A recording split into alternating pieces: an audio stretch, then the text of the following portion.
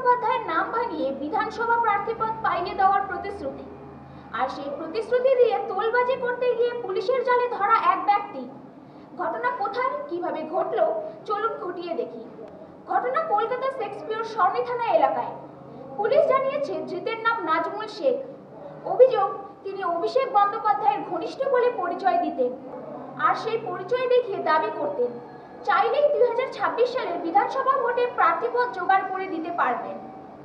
প্রার্থীপদ পাইয়ে দেওয়ার প্রতিশ্রুতি দিয়ে তিনি বিভিন্ন মানুষের কাছ থেকে টাকা তুলেছিলেন।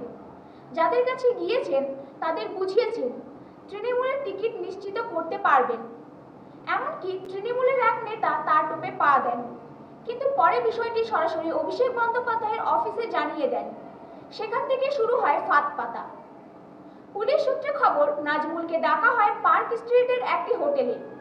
বলা হয় সেখানে আলোচনা হবে, কিন্তু আসলে সেটাই ছিল পরিকল্পনা।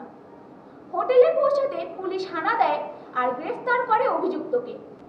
এই ঘটনার পরে রাজনৈতিক মহলে প্রশ্ন উঠছে, অভিষেকের নাম ভাঙিয়ে কেউ যদি টাকা তুলতে পারে তবে সেই সাহস আসে কোথা থেকে? তৃণমূল সূত্রের দাবি, ঘটনা নজরে আসতে দ্রুত ব্যবস্থা নেওয়া হয়েছে। দল নিজের দিক থেকে কোনো ছাড় দেয়নি।